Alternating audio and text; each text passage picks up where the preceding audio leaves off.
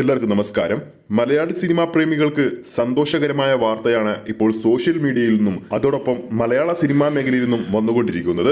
പറഞ്ഞു വരുന്നത്, മലയാള സിനിമയിൽ ചരിത്ര സിനിമ എന്ന് കേൾക്കുമ്പോൾ തന്നെ ഓടിയെത്തുന്നത് അല്ലെങ്കിൽ മനസ്സിൽ ആദ്യമെത്തുന്ന നായക കഥാപാത്രം അത് മമ്മൂക്കയുടെ തന്നെയാണ്. ഒരു വടക്കം വീരഗാഥയിലെ ചന്തു, അതുപോലെ തന്നെ പഴശ്ശിരാജയിലെ പഴശ്ശിത്തമ്പുരാൻ, അങ്ങനെ ഒരുപാട് ഹിസ്റ്റോറിക്കൽ കഥാപാത്രങ്ങളെ മലയാള സിനിമാ പ്രേമികളുടെ മനസ്സിൽ ആഴത്തിലിറക്കിയ നടനാണ് മമ്മൂക്ക. ഹരിഹരൻ മമ്മൂക്ക MT കോംബോ എന്ന് കേൾക്കുമ്പോൾ തന്നെ ആ ചിത്രത്തിന് ഒരു പ്രത്യേക ഹൈപ്പായിരിക്കും.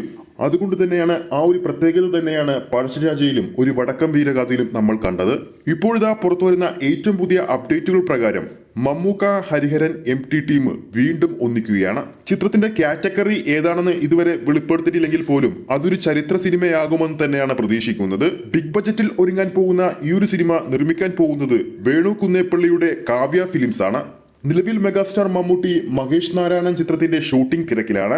മലയാളത്തിലെ എക്കാലത്തെയും വലിയ ഷെഡ്യൂളുള്ള ചിത്രം കൂടിയാണ് മഹേഷ് നാരായണൻ ചിത്രം. അതുകൊണ്ട് തന്നെ MT ഹരിഹരൻ മമ്മൂക്ക കോമ്പുരത്തുന്ന ഈ ഒരു സിനിമയുടെ ഷൂട്ടിംഗ് 2025 പകുതിയോടെയോ അല്ലെങ്കിൽ 2025 പകുതിയായിരിക്കുമ്പോഴായിരിക്കും ചിത്രത്തിന്റെ കൂടുതൽ അപ്ഡേറ്റുകൾ പുറത്തു വരിക. വർഷങ്ങൾക്ക് മുമ്പ് തന്നെ ചരിത്ര സിനിമകൾ ചെയ്ത് ആ സമയത്ത് പോലും വിഷ്വൽ ക്വാളിറ്റിയിൽ ഒരു വിട്ടുവീഴ്ചയും ചെയ്യാത്ത ഈ ഒരു കോമ്പിനേഷൻ ഈ ഒരു സമയത്ത് വിഷ്വൽ ക്വാളിറ്റിയുടെ കാര്യത്തിൽ പുതിയ സാങ്കേതിക വിദ്യയുടെ സഹായത്തോടെ മികച്ചതിൽ മികച്ചതാക്കാനാണ് ശ്രമിക്കുക.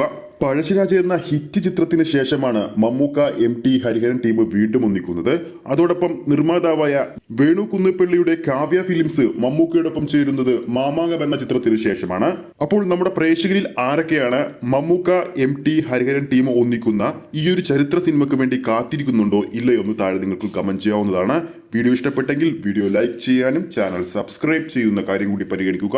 അടുത്തൊരു സിനിമ അപ്ഡേറ്റുമായി നമുക്ക് വീണ്ടും കാണാം.